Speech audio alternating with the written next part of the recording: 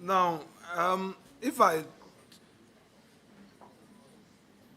go through your CV again, you know, same page one, you have your experimental JSS, who 1985 to 88.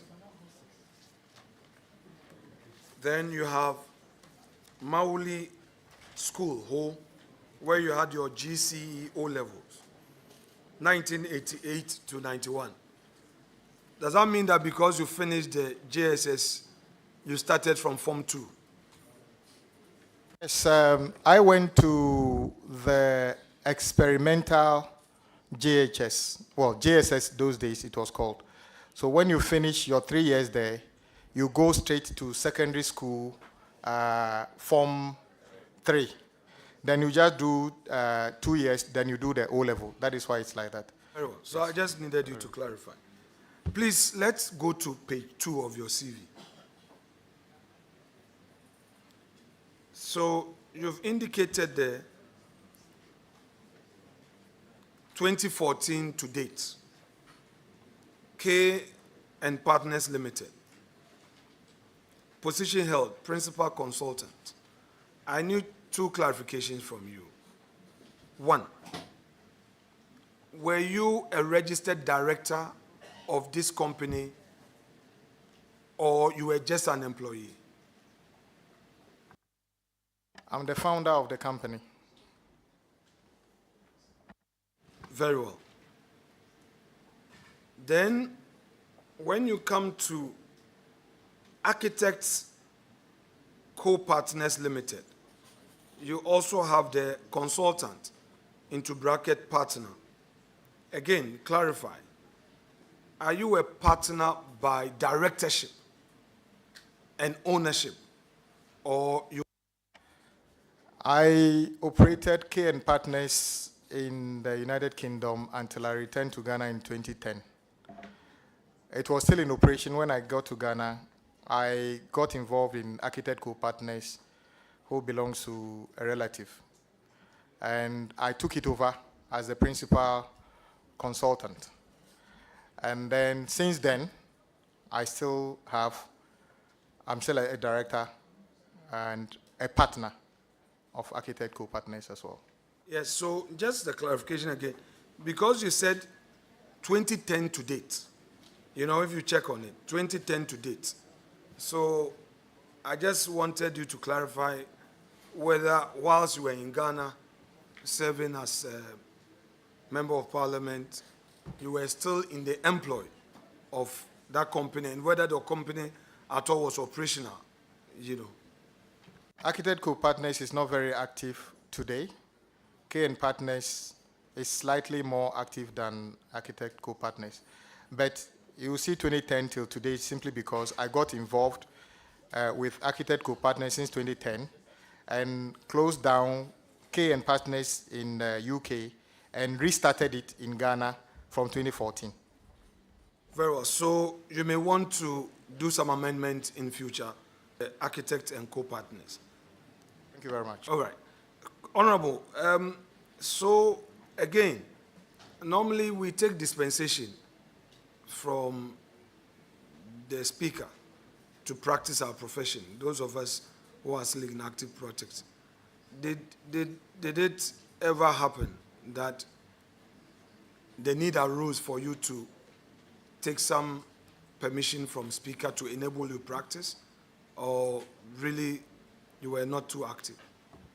Yes, in fact, I was a member of one of my favorite committees is a committee of members holding office of profit. So I made sure I took permission. We just started the 9th Parliament, and I will be doing that as soon as Parliament is properly constituted. Well, suffice to state that you may not have the time to practice your profession. The heavy load of the Rose Minister may not permit you, but anyway, that's okay. Apart from these companies that you founded, are there other companies that you founded that you've not stated on your CV, please? Yes, I have a parent company that I use to run other interests. What's the name of that company? I want to reserve since I didn't state it officially on my CV, I want to reserve the No, it right. doesn't matter. I'm on notice of it, or it has come to my. I was going to put that to you. Okay. I haven't laid the foundation, so I don't mind if it pleases you to. I run Southwell Technical Services and others as well. Because I know that for a fact. So since I didn't find it, I thought perhaps it was an omission. So I was laying the foundation, then put it to you. But since you've disclosed it, there's no problem at all. So this is a Ghanaian registered entity, correct? It's a Ghanaian registered entity. Are you the sole shareholder? I'm the sole shareholder in that one. And how many of you are directors of this entity? Two. You and who, please? You and who, please? You want me to mention the names of the people? No, you said two. Two Yeah, of you are two directors. directors. But you are the sole shareholder. Yes. The other person is just a director, secretary. I understand. Okay. No, the new registered general, the new regulation, the law we passed, we can't have secretary director. You must have a secretary and director. They must be separate. Previously, you can have secretary director. So I just want to know from you. You have a secretary to this company, separate or different from a director, or you have a director secretary? As a matter of fact, I don't play an active role in these entities. I have a management firm that deals with these things. So to not put out an information that is not completely accurate, I want to reserve that one until I check. That's fair enough. So, Kwame, let's go into your days as a minority chief whip. I still remember your midnight calls and early morning calls where you would state the principled position to me that although we've had an agreement to support government business, the party position is that you shouldn't. And you don't hide that from me, which I respect you for. One of the things you never did was to surprise me. So at least I knew what stance you had. Now, tell me, why is it that a lot of the times when you were opposing me, you would look elsewhere? You wouldn't look in the correct direction. Why? What really was going through your mind? Why would you look down or look elsewhere in the process of firing at me, your tribesman? Chairman, I must say the minority leader is a very good friend of mine. And I don't like disappointment. So if we go to a committee and take a decision on something, and it turns out not enough consultation has been done with my party, and by the time we finish the consultation, I need to change my stance, I feel I've let the committee down at that stage. So it is not comfortable to disappoint when I knew you were riding on my word. So, my very good friend, you know, it is not easy to stand in front of somebody who you believe trusts you to say that what I told you yesterday, I can't do it. So that is why it's difficult sometimes to look at you directly and say. So, Kwame, I'm sure you have simplified matters. For those who perhaps found you to be very difficult to understand that this is the nature of politics. And some of our actions must not be held against that. I mean, that said, I want to know from you about this road toll. When should Ghanaians expect it? The issue about the road toll got the attention of the whole country.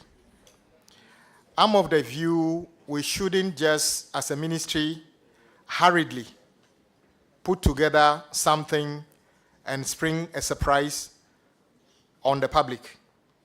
I believe there has to be some engagement to consolidate our position. So what I can say is that quickly, the consultation can start. Exactly when would the rollout be? That would be part of the first budget of President Mahama to be presented to Parliament by the Finance Minister, your own good friend, Cassiel, Dr. Cassiel Atuforsen. So, you mean the policy will be introduced in the first budget? There will be a rendition in the budget which would set the tone for what we are going to do. I sincerely believe we need to amend the road toll policy because there's a law on it. We need to, because what the law says still talks about toll booths and other things. And as I said, we are not going to build physical toll booths where drivers will stop and pay anything. So it requires us to actually amend the law. But the policy would appear in the financial policy of government when the first budget comes. Thereafter, the law, if whatever we need to do, would be brought to the House. So you would agree with me that some costing would have to be done before the policy gets expression in the budget. You agree with me? Certainly. We have done some simulations already. I am aware that we have done some surveys, both at the ministry and some that already in terms of the collection of data. But we are yet to engage the public with the findings and then chart a way forward. Yes, by the time we are coming to Parliament, for the policy, we should have an idea. First of all, how much we intend to charge and how much accruals we expect and what that money is supposed to do. Particularly, Ghanaians must get to know what that money is supposed to do. But do you think Ghanaians must equally know the cost of rendering the services vis-a-vis the platforms you are going to rely on, since it's a whole technology drive? Of course, it's an inbuilt. The cost of deploying the technology will have to be part of the rollout, because you need technology, you need a platform, you have to pay for it. So the cost will have to be part of it. Should Ghanaians understand you to mean that you would introduce a public tender for the purposes of this IT services with the sole purpose at rolling out this new tolling system? At this stage, I can only say that it will have to be competitive, because not all public tenders give you the lowest evaluated figure. So I will leave it at this for now. Mr. Govins Agboja, Actually, Kwame Agboja. Would it please you if I go our informal way? You refer to me as Kwame now. I refer to you as Kwame. Would you be comfortable with that so that I take permission from chair? If you do not worry anybody here, we can do that. Very well. So, Kwame, don't you think that the goodwill of your government, which you ride on, will mean that in this important policy, you roll it out through a public tender? And even so, segregate it instead of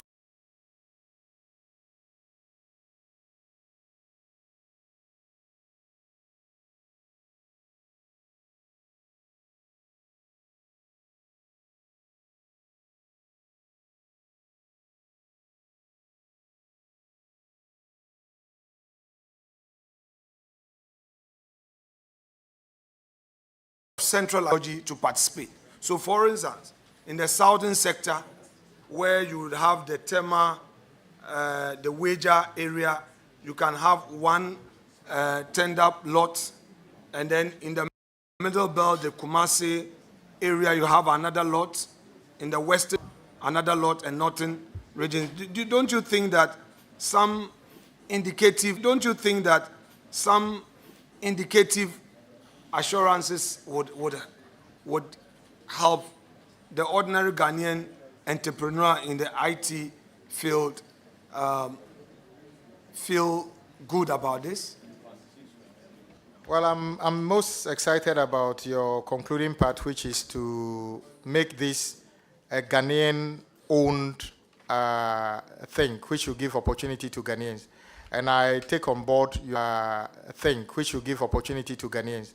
And I take on board your valuable suggestion that in the process of selecting the would-be operators, we should make it more open. I think it's a valuable idea. When we are doing the consultation, we would consider these things before we come up with a conclusion.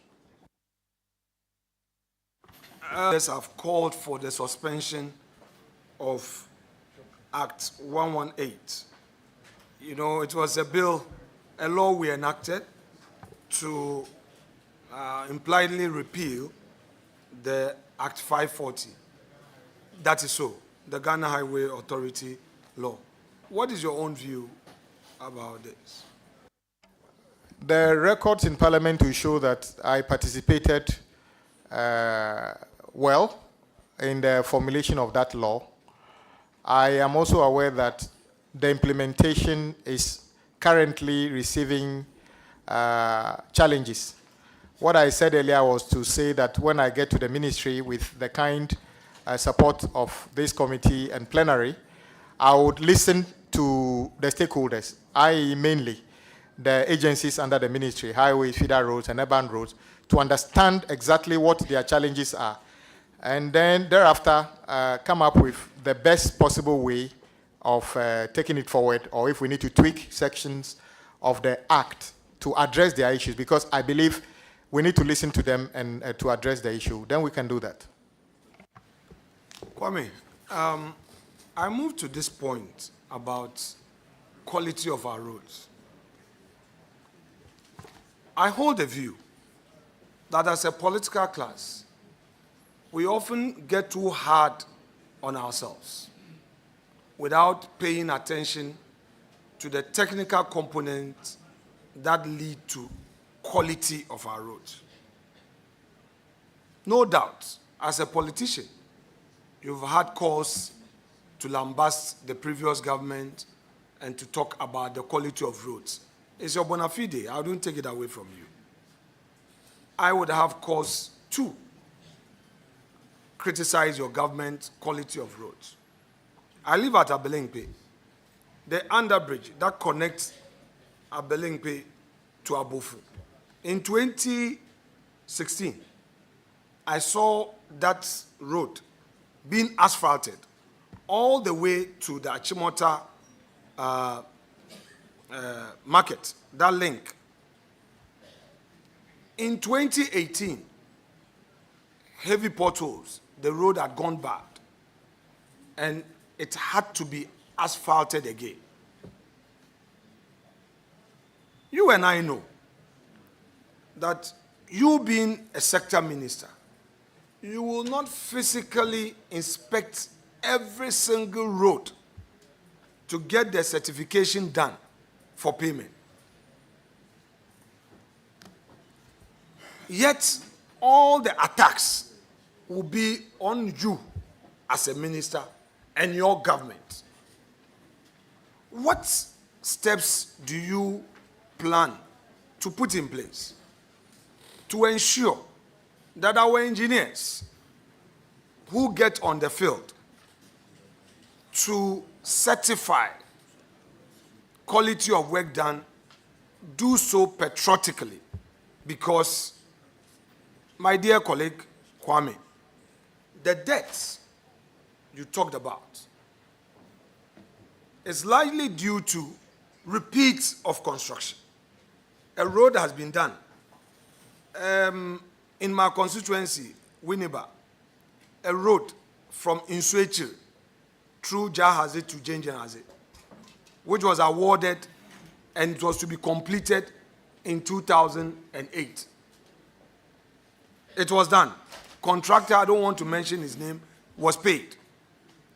In 2009, between 2009 to 2012, again, during President Moses' era, we saw potholes and it had to be awarded again. So it was paid, awarded again to be paid. Then when Akufo-Addo came into office, 2017, all the way to 6th of January 2025, those who are actually in charge of the drain on public purse to go scot-free. I know you are very forthright, you are hardworking. How do you intend to deal with this matter? Thank you, Chairman. On a lighter note, I now see how come my road was not done, because they did yours 3 times. And there was the money got finished, so they couldn't do mine. Chairman, just by way of clarification, on the 2 occasions, it came under your administration, though. No, I said yours 3 times, that is why. So I got the joke, but just to clarify, that it was done again because it was bad. I have some that was done in your place. I'm going to refer to it later. Yes, you are very right on this matter. I only hope that colleagues would see some of the criticisms we make not political. I remember very well when Honorable Yelechire was health minister. A project came here.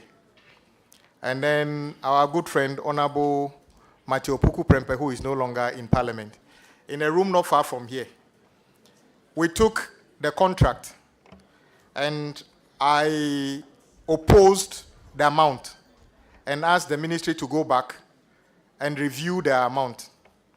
They reviewed it and took out over $20 million out of the project. NDC was in government. I never saw NDC say I was playing politics. But these days, when I raise issues, it's politics. You are very right. Why is it that asphalt can be, in the town, can be anything 800 to $1.2 million per kilometer? It is not cheap. So when you have to lay it twice, imagine how many cheap compound that can do in our villages. So those who actually certify that I can say this has been done according to standard, and there's no asphalt that is done which is supposed to fail within 2 years. They are all supposed to last around 10 years. The wearing cost, the 50 mil wearing cost at least should to do that. So if it fails within 1 year, 2 years, it means it was not done well. My prescription is that if we're going to use external consultants, let them take professional indemnity insurance, so that if it fails and it can prove that it failed through negligence, the state can draw upon that insurance. Maybe that will be another way of dealing with it. Apart from that, the temptation is that when you are doing asphaltic overlay, because when you lay it few hours, it looks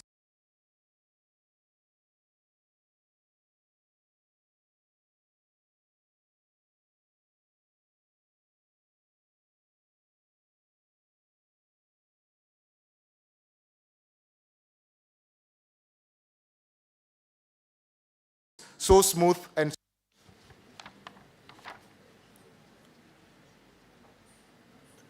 Honorable, you raised some concerns about 6-month non-payment clause in contracts. Correct? mention 6 months, but every contract, when written, they will tell you, especially road contract, when certificates are raised and payment is not made over a period, depending on the contract, that money, money can attract 30% interest. You think this is popular with contractors? Extremely popular with contractors, bad news for government. See. Now, let's go to the roads. You've complained about our indebtedness. Do you think you can achieve something significant between now and 2028 December? Yes, President Mahama can achieve in the 4 years better than what we've seen in the last 4 years. No, Kwame, don't let us go there. Okay. I mean, this is a very diplomatic, you see, where you are now, you know, if you go that part, then I may be compelled not to manage the leader relationship. So I will give you an opportunity to rephrase your answer. I am only an advisor to President Mahama on road matters as his Minister for Roads and Highways. Okay. Yes, I am saying yes, with the authority of President Mahama, we shall do better, or we shall achieve things on the road sector. So I take the latter phrase. I take the latter phrase. That is very befitting of where you sit now. I'm sure in the chamber this will be a different matter. Now let's delve a bit into that. You see, you have laid the foundation in an earlier answer to a question posed by my respected colleague, Honorable Boama, when he sought your views on the contracts or works in motion in the sector, and you also took time to explain the indebtedness. Now, we are indebted to road contractors heavily. You've given the figures. And then we have contracts that are also ongoing, yet to be completed for them to even raise invoice. So if you say you are going to achieve so much, you are optimistic. Are you saying that added to this debt, you are going to award new contracts? Thank you, Chairman. I earlier on said that the President is committed to continuing and completing ongoing projects. And I also suggested that it will be necessary that due to specific needs, some new project would have to be started.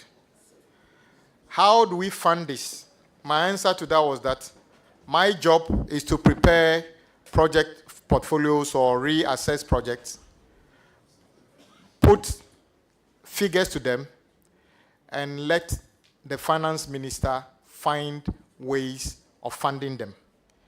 It's actually not my job to find money to pay for road contract. It is the job of the finance minister to do that.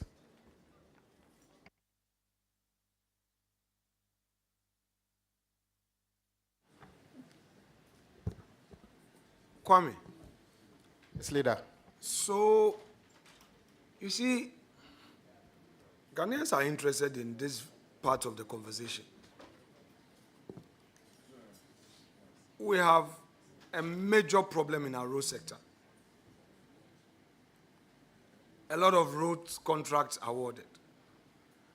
Now, you don't know how to even pay because the money is not there. Would you consider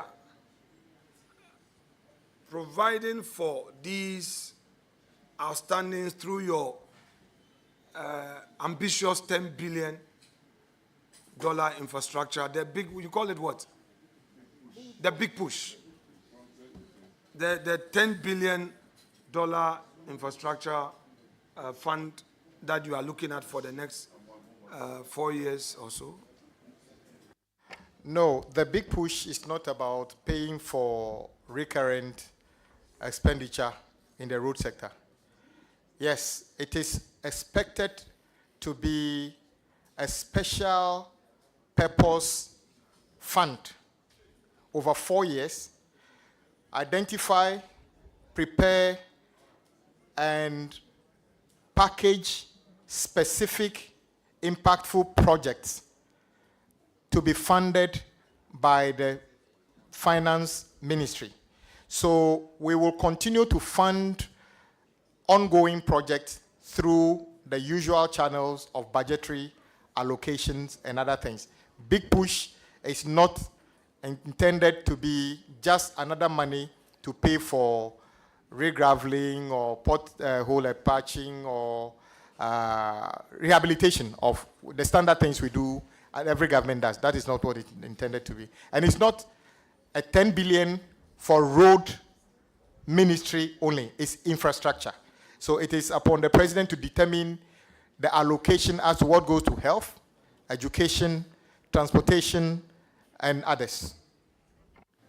Should the ordinary Ghanaian businessman who has taken a loan from the bank and use his assets as collateral to construct roads be assured that going in there as a minister, you will take steps to ensure prompt or regular payment?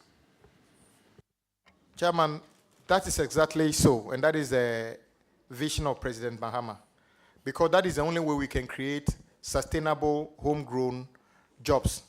You know my credentials on this matter.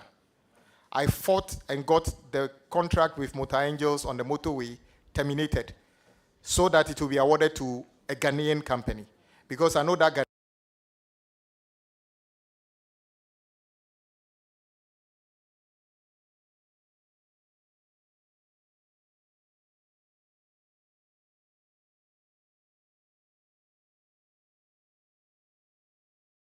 Ghanaian would employ, and the benefit of that remains in our economy. So we need to do more of that for our Ghanaian businessmen. I believe road contractors or contractors generally are one of the most patriotic. Why? If somebody takes a public job and have decided to collateralize the roof over his head where he himself and his children, wife, everybody sits, how many people can do that? If the person is not patriotic, he wouldn't have done that. So Ghanaian contractors are actually patriotic. The problem comes when they take the loan and we are unfortunately unable to pay them for them to repay wherever they got the money from. So should the ordinary Ghanaian businessman in the road sector be assured that you as minister will look at them and support them without first identifying them with any party color? The industry players will tell you that I am the first to say that don't tag contractors with political colors, because I don't expect a contractor who, assuming he's even your friend, assuming you registered a company for him, I don't expect him to stop working because you are in opposition. I expect him to continue working as long as he's competent enough to do that. So I don't tag road contractors as partisan. Who they vote for, I don't know. As long as they do a good job and adhere to the tenets of the contract, we are ready to go. So currently we have 233 contractors duly vetted and classified by the ministry, for which you know that the criteria for financial capability and technical record have been duly satisfied. To your mind, how can the classification system be used in a manner that would ensure meritocracy at the same time balance fairness? The classification has to go in tandem with other support and including competency, because if it's just a matter of you want class A contractor, so you need a number of bulldozers, excavators, graders, tipper trucks, personnel in terms of engineers and other things. Any businessman can do that, but whether the person is committed to do the work is different.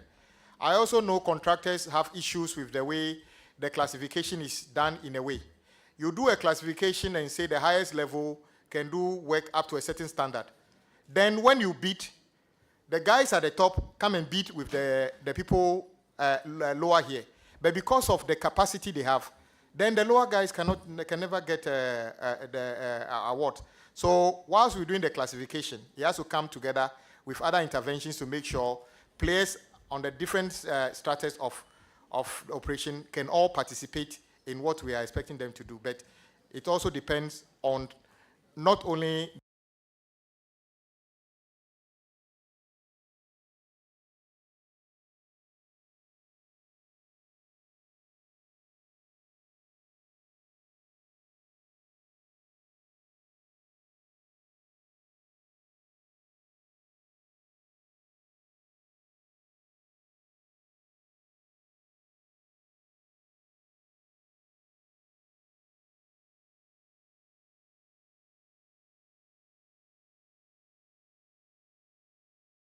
the record of the equipment and personnel, but they are competent transport and the presidency.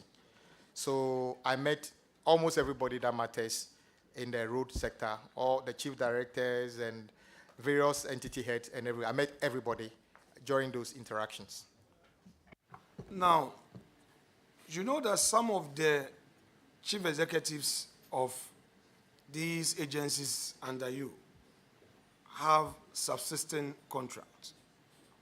And it is also obvious that there will be the need to make political appointment to head these agencies. That would come as a matter of course. I'm not taking you into the area of law, but would you want to be guided by law in how you ensure a smooth transition? Certainly. Certainly. But my biggest commitment will be to find the right person for the right job. If by law you are sitting somewhere but you have no value or you are unable to do what we want you to do, we would advise ourselves. Yes, I agree. I mean, you are the political head, you would have to advise yourself. But should Ghanaians be assured that in advising yourself, you would ensure that you act within the ambit of the law? We would act within the ambit of the law, but most importantly, in fulfillment of our manifesto promise and also the best value for Ghanaians. Now, I've been in government before, so I do not want to pretend on this. For instance, DVLA, you are the sector minister. No, DVLA, sorry. Roads and highways, sorry about that. Thank you, colleagues. Roads and highways. You need to have a chief executive for roads and highways. Under normal circumstances, some consultations would ensue. In situations where you would hear of a new appointment in the papers, and given your commitment to ensuring smooth transition,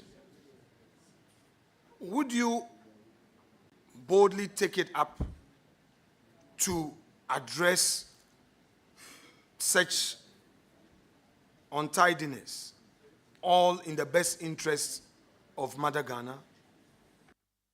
Chairman, that's exactly what I would do. That is why I avoided making direct comments about things like that, because to be honest, even during the transition, I never stepped foot at the ministry.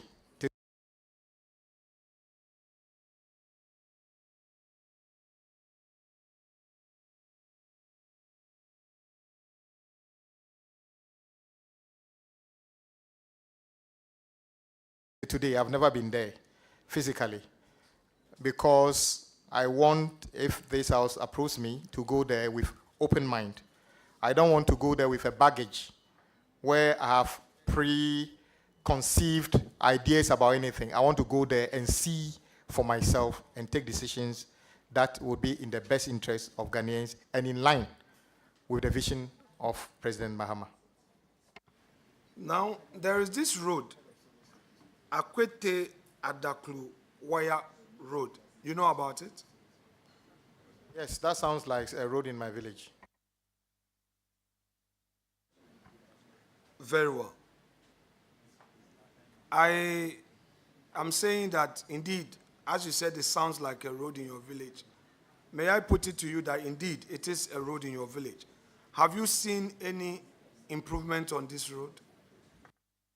In 2016, Honorable Inusa Hussaini, under a program, awarded a number of road projects across the country.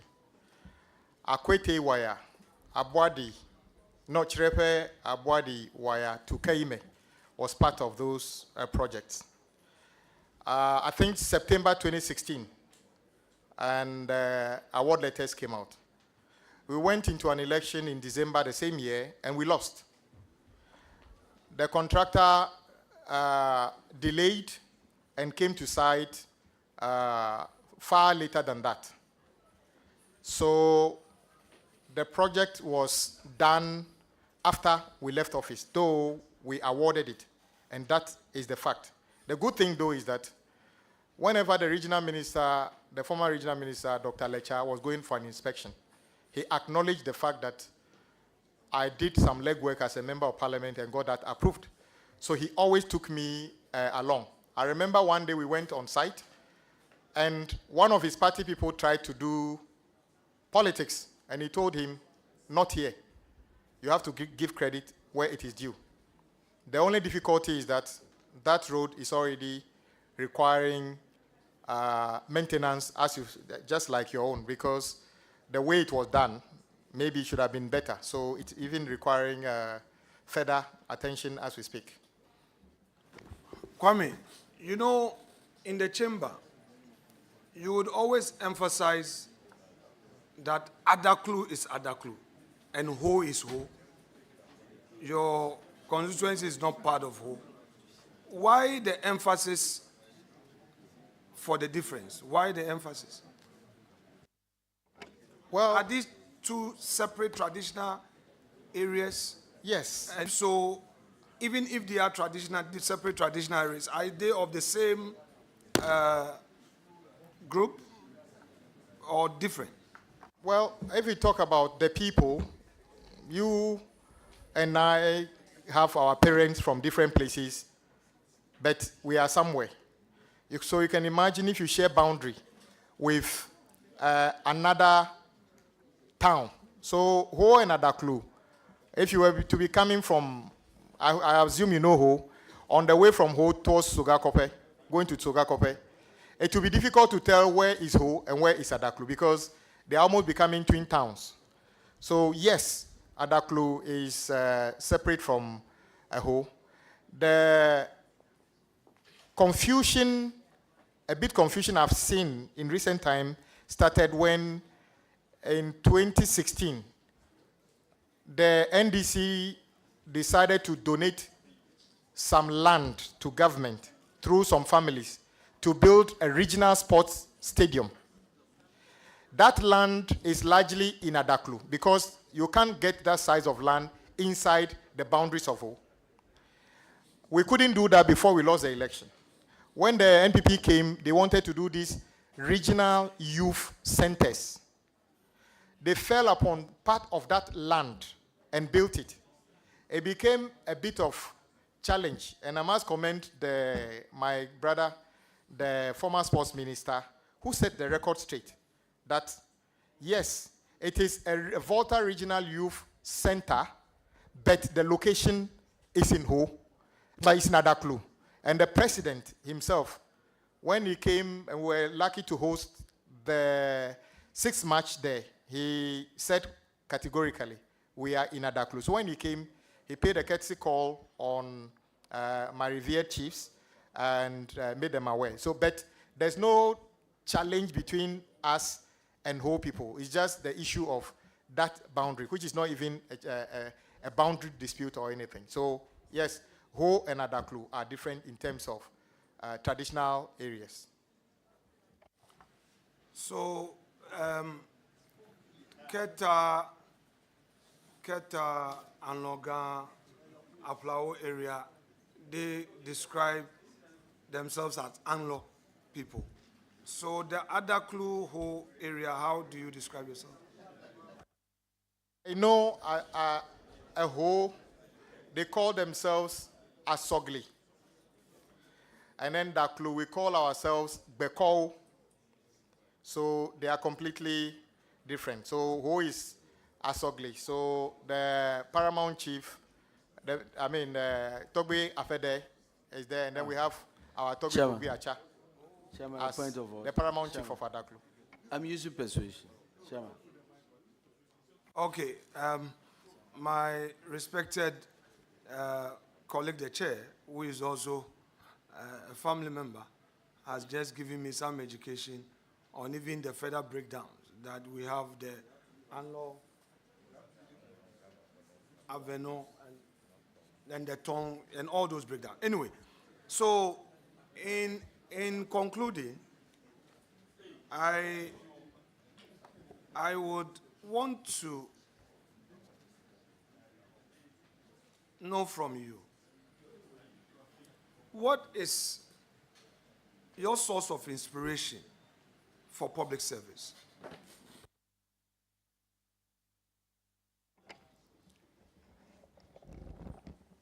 First of all, I think politics is for good. I am never somebody who believes when I hear people say politicians are always the same. I believe a lot of the progress we have made in this country was championed by on the back of politics. My inspiration in this starts from the first president. It's about sacrifice and what Ghana achieved through the sacrifice of Osajifo Dr. Kwame Please, Nkrumah. order. Can we have some order? So my inspiration is that our forebears sacrificed and built a foundation for our country, of which Ghana is respected everywhere in the world. So our generation must be inspired to do and build upon what our forebears have built. So yes, I'm in this because I believe I can contribute positively on top of what our forebears have done. The young man at the university, the young man and the young woman at the College of Education, the Ghanaian youth who aspires to be a politician and aspires to be part of the political system of our country. What is your advice to them? They are listening to you. Chairman, I may be biased, but my advice is, before you become a full-time politician, get a day job, which you can do even when you are a politician. In my own life, the resources I spend in my constituency, the bulk of it does not come from the sources in politics. As you know, our salary, my salary, and I show it to people in my constituency, is 15,000 cedis. At one weekend, by the time I finish my funeral rounds, I must have spent that. The rest is what I gather from the little consultancy and other small things I do. So my advice to the young man who wants to enter politics is get a day job that is sustainable first. Perhaps it will be easier to get a profession before you start, because it is not easy to do that in tandem. That is my advice. Kwame, finally, to draw the curtains on this, what is your reaction, Chairman? I know the nominee would want to pay attention to the question, and I am equally aware that many of the members here, especially from the majority side, want to show face in the cameras so that they get appointment. Yes, that's on a lighter note. You should be able to take it. Stop. Take it. It's part of it. Don't react. Don't. Mr. Chairman, if they don't want to take this little joke, maybe, yes. The point is that a lot of you are here. We know only few of you will be nominated. So please allow the few who have been nominated to go through their process of vetting. We will vet them. We will vet them. And those of you who will not make it, you will be with us at the back bench. When you are in government and you don't appoint you and the opposition MP, the value is the same. Chairman, whether micro minority or mighty minority or backbench majority, the value is the same. They don't appoint you into government. So it is only 60 regional ministers, deputy ministers, substantive ministers. A lot of you will not make it. Anyway, Chairman, to draw the curtain on this, Kwame, I would want you to be firm. I worked with Honorable Amoakwata. I was the chair of the Roots Fund. And I know the pressure that was on him. Some Ghanaians are capable of describing you in all manner of ways, calling you all manner of names. But if you really want to carry through the inspiration that brought you into public service, you must shut it, be firm, and move on. The drain on the public purse is getting out of hand. But we, the political class, are the cause. So make a difference. I entertain no doubt in your ability to do that and just that. Thank you so much indeed. Chairman, I am done. Yeah. Thank you, Leader. All members, order. Thank you very much. All members, may I use the opportunity to recognize some dignitaries who are here to support the nominee, Minister Designate for Roads and Highways. All members, we have in our midst Jerry Yao Amako, Chairman Adaklo. We have Togui Agbobada, Chief of Amfwe Adaklo. We have Mauto Agbavito, Volta Regional Chairman, NDC. We have Raymond Amanuvie, Secretary Adaklo. We have Sky Ganaku, former DC Adaklo. Christian Vadanu, Branch Chairman Adaklo. Nelson Glate, former youth organizer. Honorable Juliana Azuma Mensa, former MP Agwati Maziopi.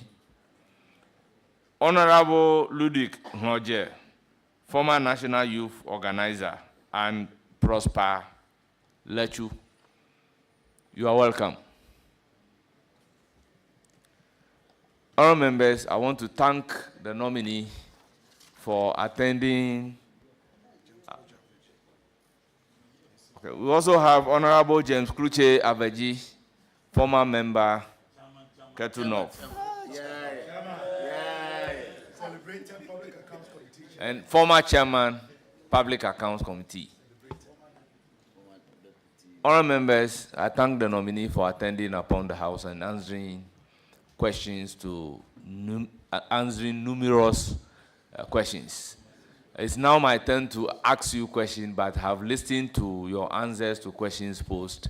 I do not have any question for you, but to congratulate you for attending upon the committee. Surely you will hear from the committee.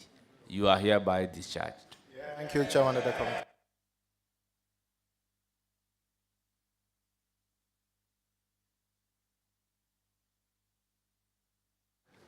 The next nominee is Honorable Haruna Idrisu. So he should take the seat. Minister designate for Education.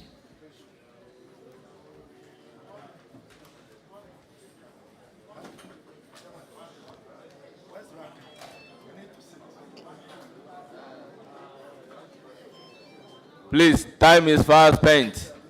So you give way to the next nominee